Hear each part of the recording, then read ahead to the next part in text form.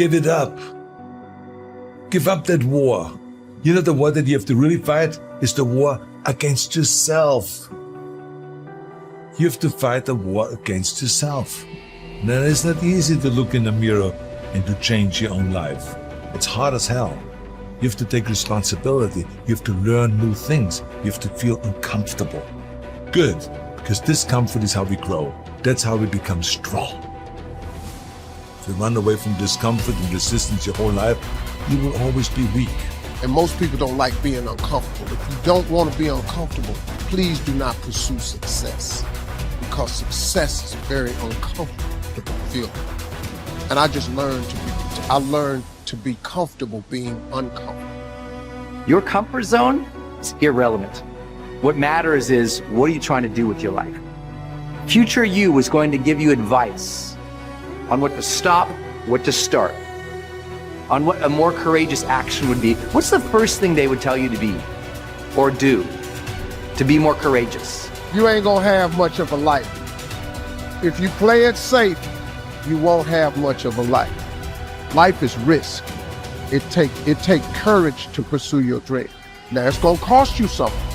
Most people are not willing to pay what it costs to go after your dream, because you're gonna have to hurt a little bit. And those are the times when you want to run and hide. You gotta be able to find energy.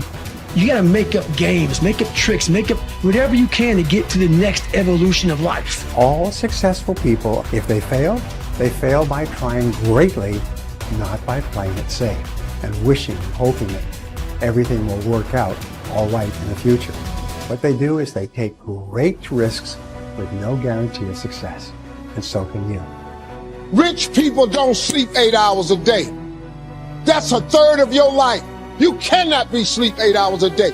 We do not retreat. We do not give up. We do not surrender. And the reason why most of you are not successful is because every single time stuff's not going your way, you give up, you quit, you let go, and people feel weakness. They feel it. You can feel when somebody's not committed, when they're not all in, when they're not dedicated. If you want freedom, there's going to be an element of risk. There's going to have to be sacrifices made. There's going to have to be late nights, extra hours, persistence, and most importantly, growth. If you don't become someone else, you will not be able to earn your freedom.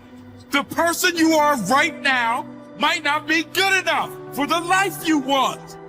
If you really want it, you're going to have to become someone else.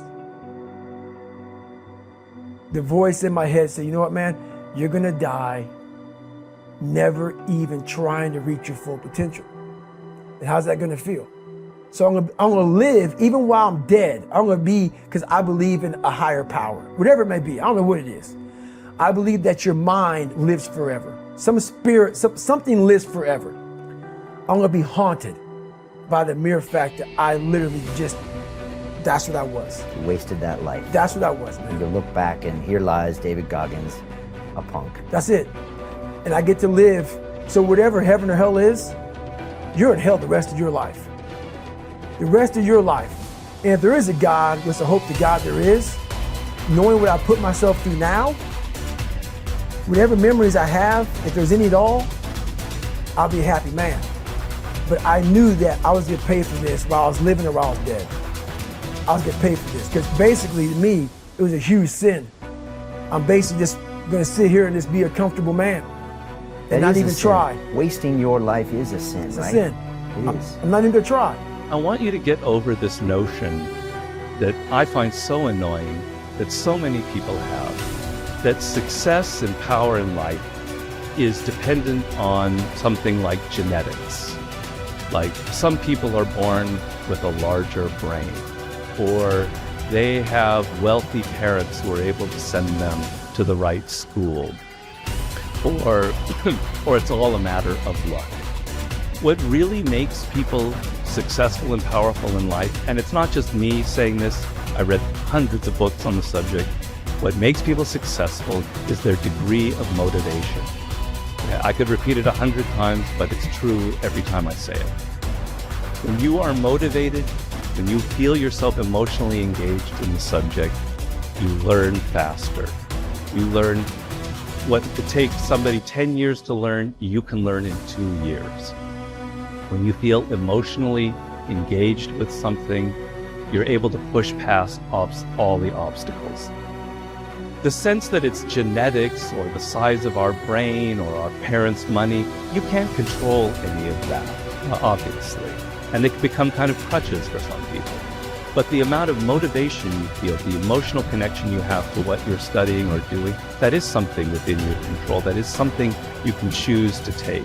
And it is, you're going to find people giving you all kinds of great advice about your careers, about where you should go, you know, your MBA, etc. But if there's one piece of advice that I think is more important than that, it is this idea of following these natural inclinations and creating your own career path and finding a way to engage the deepest motivating parts of your psyche. Unhappiness is simply the lack of progress toward a preset goal. If you're not making progress, see, that's when unhappiness sets in. But here's where happiness begins. Making progressive progress. You don't have to arrive all at once. You don't have to have it immediately. But as long as you're making progress, as long as progress is part of your experience now, it is a fantastic source of inspiration. Now here's the next one. Source of inspiration, and that is achieving. When you finally have arrived at that goal that you set. I want to have this much experience and be able to do this by 30 days from now, 60 days from now, 6 months from now. And finally, that 6 months passes, and there you are. Finally, the time passes, and you have it. Finally, the time passes, and the skill is now beginning to be polished, and it is so unique and effective. Achieving is an incredible source of inspiration. But here's what we notice. When you do achieve, whatever you set out in the beginning where you decided and planned and you got started and you progressed, when you finally achieve, that achievement is not much more inspiration than when you decided. It's a different kind of inspiration. It's a different kind of feeling to having arrived. Knowing that you've got many other objectives to accomplish, many other places you want to go, things you want to do, the person you want to become. But at least I've got this one. You know, I've done this one.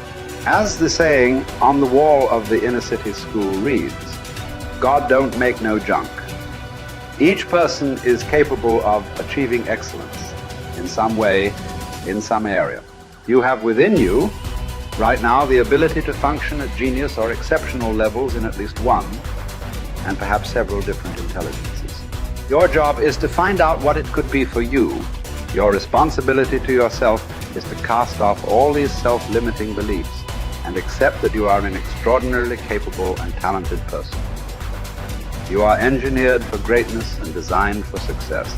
You have competencies and capabilities that have never been tapped.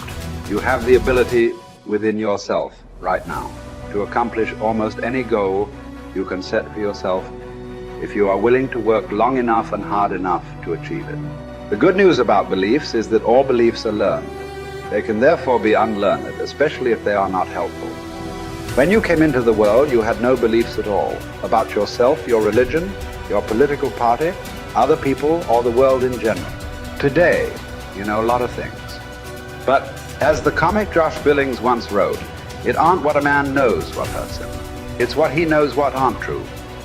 There are many things that you know about yourself that are simply not true. And these are almost always in the area of self-limiting beliefs. The starting point of unlocking more of your potential is for you to identify your self-limiting beliefs and then ask, what if they were not true at all? What if you were possessed of an extraordinary ability in an area where you didn't think you were very good at all, such as selling, entrepreneurship, public speaking, or money-making? Everywhere I go throughout the world, I have taught these principles to many tens of thousands of people. I have filing drawers full of letters from people who had never heard this idea of self-limiting beliefs before. But once they heard it, they changed their entire attitudes towards themselves. They began to see themselves as far more competent and capable in key areas of their lives than they had ever been before. In no time at all, they began transforming their lives and changing their results. Their incomes doubled and tripled and quadrupled. Many of them became millionaires and multimillionaires. They went from the bottom of their companies to the top, from the worst performer in their sales forces to the highest earning person in their companies. After they changed their beliefs about themselves and their personal potentials, they learned new skills and took on new challenges. They set bigger goals and threw their whole hearts into achieving them. By questioning their beliefs and by refusing to accept that they were limited in any way, they took complete charge of their lives and careers and created new realities for themselves. And what countless others have done, you can do as well.